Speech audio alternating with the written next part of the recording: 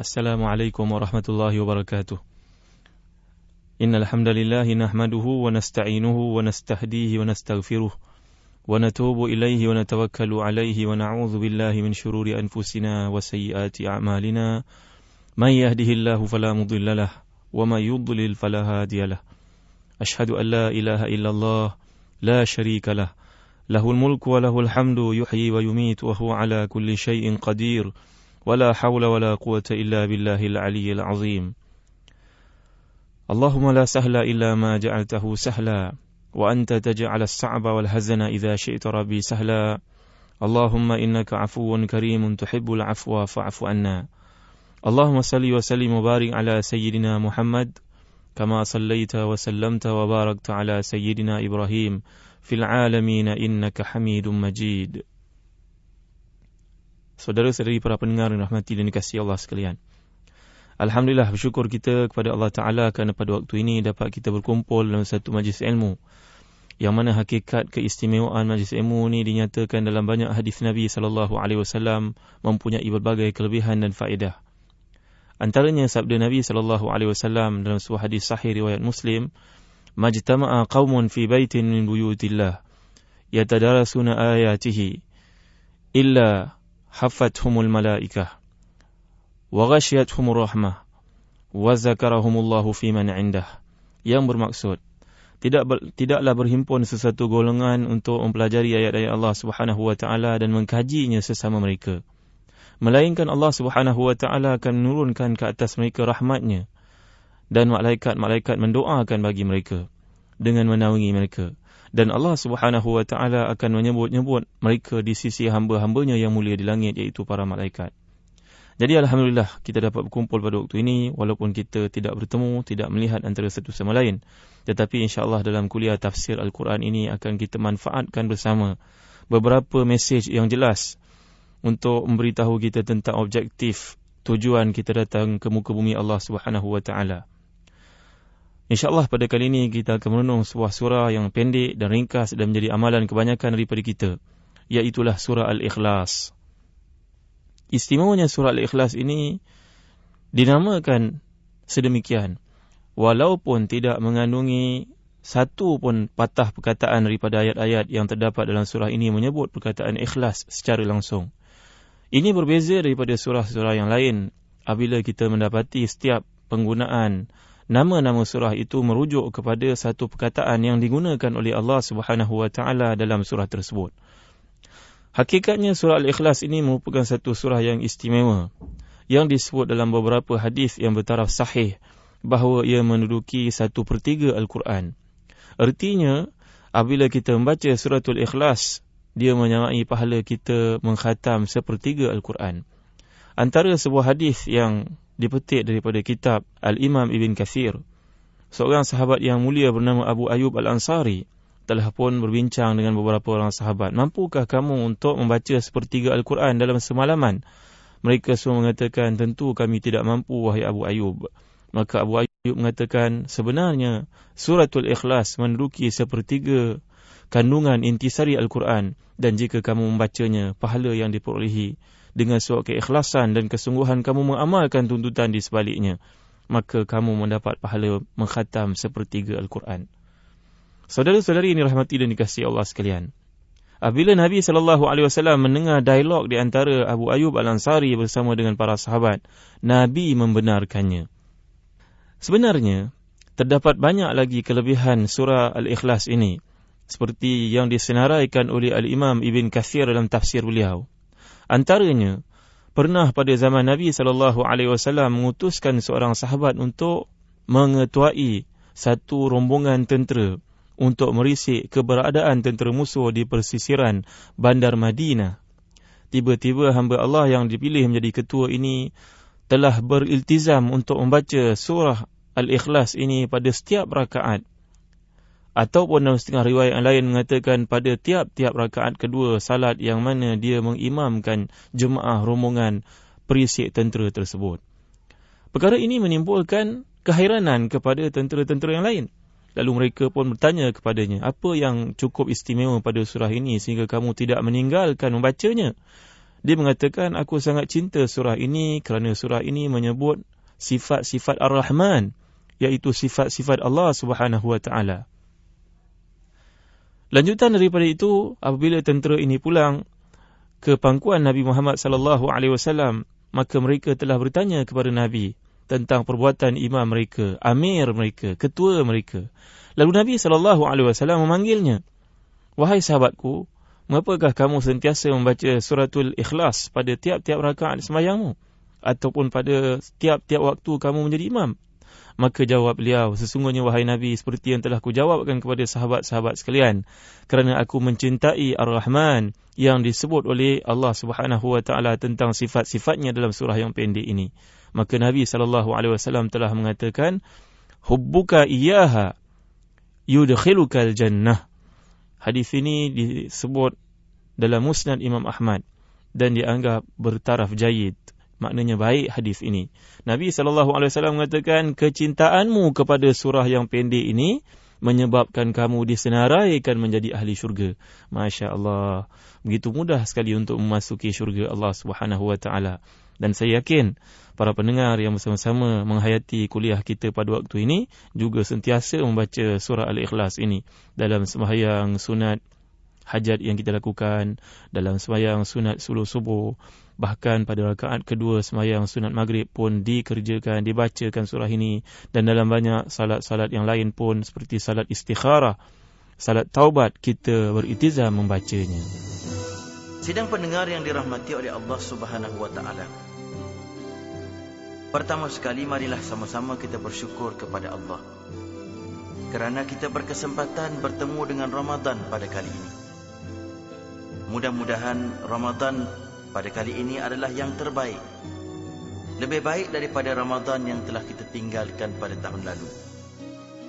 Rasulullah sallallahu alaihi wasallam diriwayatkan di dalam kitab Hilyatul Awliya, ketika di dalam bulan Rajab, Rasulullah sallallahu alaihi wasallam sering berdoa, "Allahumma barik lana fi Rajab wa Sya'ban wa ballighna Ramadan."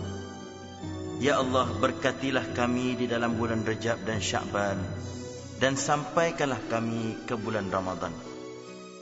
Ramadan adalah satu-satunya bulan yang disebut oleh Allah di dalam Al-Quran. Firman Allah Subhanahu wa taala, "Syahrul Ramadan allazi unzila fihi al-Quran hudan lin-nasi wa bayyinatin minal huda wal furqan."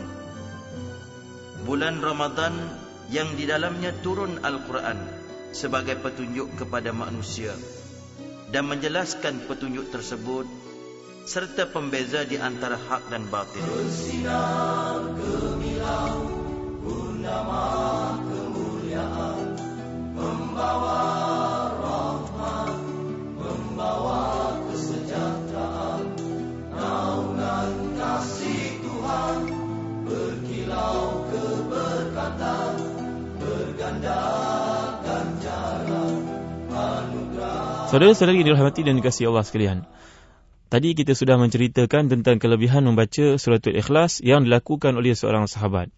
Sekarang kita lihat pula hadis yang lain yang juga menceritakan kelebihan suratul Ikhlas.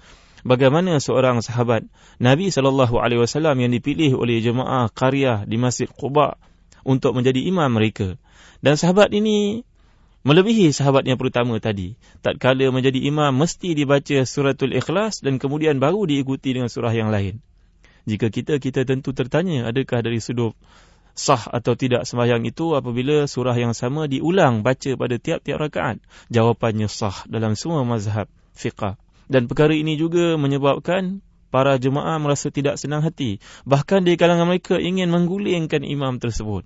Dalam istilah yang agak kasar kalau kita gunakan.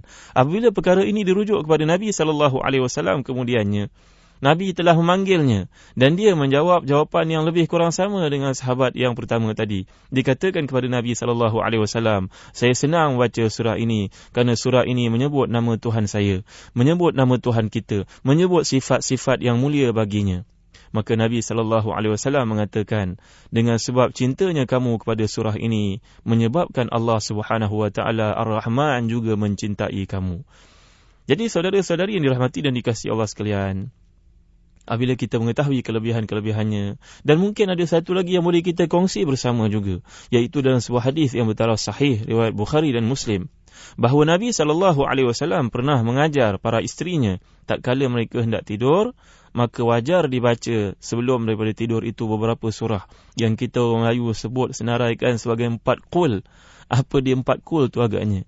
Jangan dibaca qul, qul, qul, qul 4 kali sudah. Ya, sebenarnya 4 qul yang dimaksudkan di situ ialah yang pertama qul ya ayyuhal kafirun sampai habis. Yang kedua qul huwallahu ahad sampai habis. Yang ketiga qul a'udzu birabbil falaq ila akhir ayat. Dan kemudian dibaca qul a'udzu birabbin nas sehingga ke penghujungnya. Apabila dibaca 4 surah ini, caranya ialah ditiupkan pada tangan dengan sedikit hembusan yang mengandungi air ludah kita, dan kemudian disapu ke seluruh anggota badan, dan disebut dalam hadis akan menjaga dan memelihara kamu daripada sebarang kejahatan, sama ada daripada manusia, makhluk atau sebagainya. Jadi saudara-saudari yang dirahmati dan dikasihi Allah sekalian, banyak dah faedah yang telah kita ketahui bersama. Elok sekarang kita lihat terjemahan surah Al-Ikhlas ini, mudah-mudahan dapat penghayatan yang sebaiknya dan kemudian dapat beramal dengannya dengan cara yang paling baik, sejajar dengan apa yang dituntut oleh surah ini sendiri bagi kita mendapat kelebihan-kelebihan yang telah disebutkan tadi. Bismillahirrahmanirrahim. Qul huwallahu ahad, Allahus samad, lam yalid wa lam yulad, wa lam yakul lahu kufuwan ahad. Maksudnya, katakanlah, dialah Allah yang Maha Esa. Allah adalah Tuhan yang bergantung kepadanya segala sesuatu. Dia tiada beranak dan tidak pula diperanakkan, dan tidak ada seorang pun yang setara dengannya. Surah ini walaupun pendek, mengandungi satu maklumat yang sangat tegas kepada kita sebagai umat Islam untuk mempertahankannya. Itu prinsip dalam kehidupan, prinsip peribadatan kita kepada Allah SWT. Surah ini merupakan surah Makkiyah yang disebut oleh Dr. Yusuf Al-Qaradawi penjelasan tentangnya, surah yang berobjektifkan untuk memperkukuh, memperkuatkan perkara-perkara yang berkaitan dengan akidah. Jadi saudara-saudari yang dirahmati dan dikasihi Allah sekalian, apabila kita melihat surah ini satu persatu, Allah Subhanahu Wa Taala menjelaskan bahawa Allah Subhanahu Wa Taala ini tidak sama dengan segala sesuatu. Disebut dalam ayat Quran, dalam perbahasan berkaitan dengan aqidatut tauhid, a'udzubillahi minasyaitonirrajim, laisa kamitslihi syai'. Allah Subhanahu Wa Taala tak sama dengan apa sekali bentuk yang kamu fikirkan, apa jua makhluk yang kamu fikirkan, apa jua objek yang kamu cuba gambarkan. Perkara ini dibincangkan dengan panjang lebar dalam disiplin tauhid.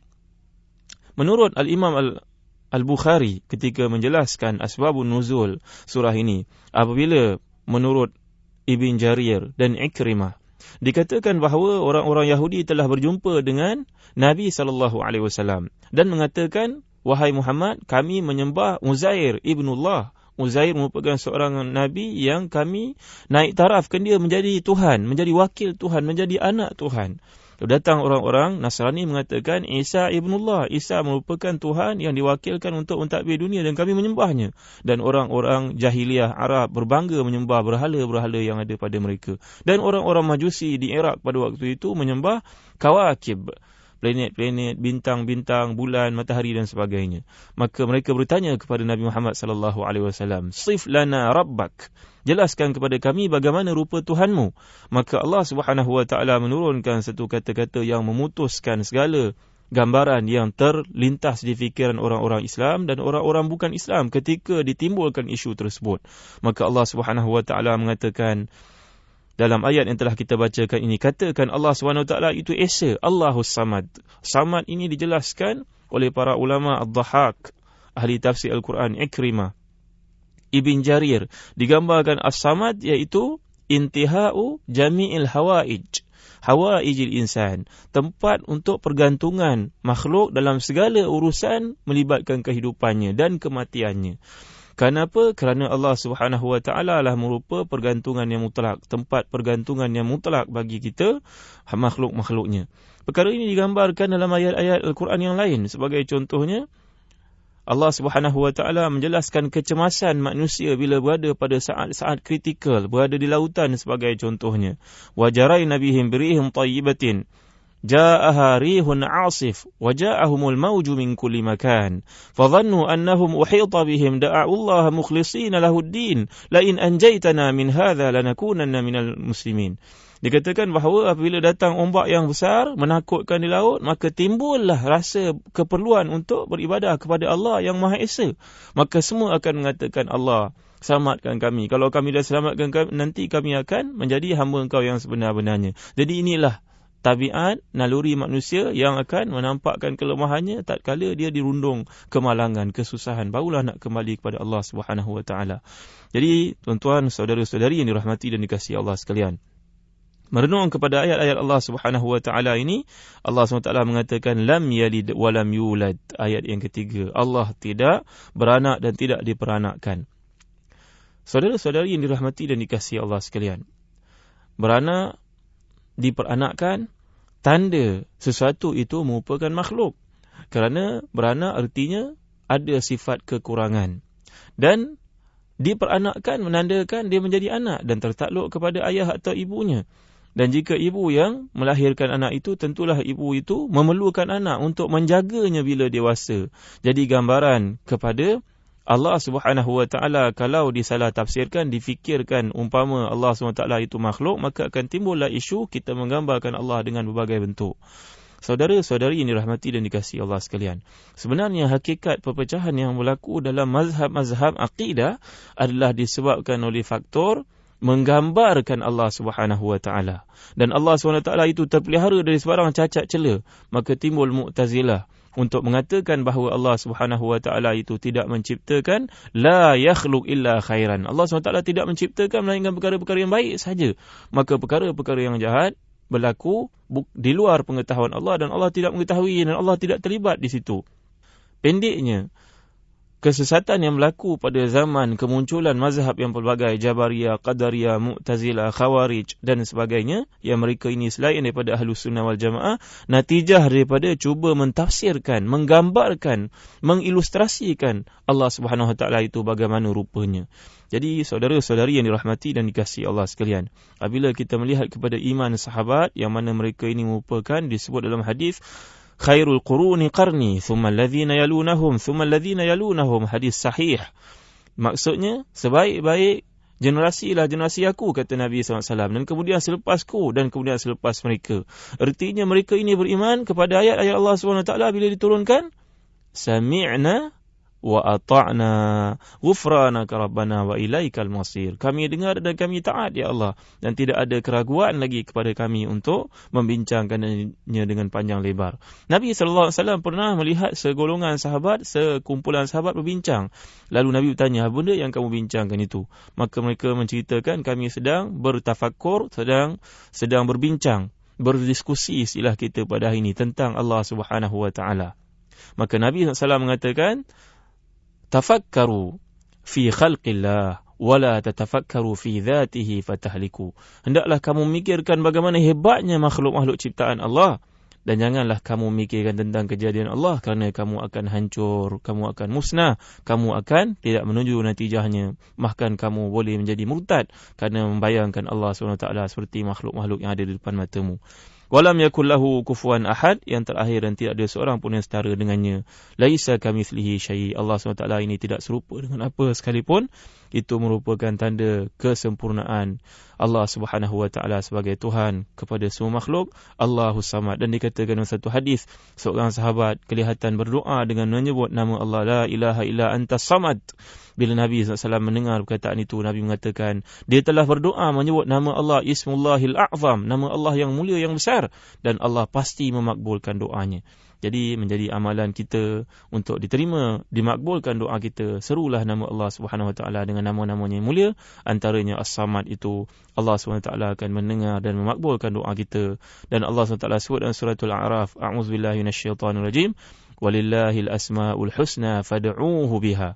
Allah SWT memiliki nama-nama yang mulia, maka serulah dengannya. Mudah-mudahan kita dapat beramal dengan segala yang terdapat di sebalik ayat yang mulia ini. Wassalamualaikum warahmatullahi wabarakatuh.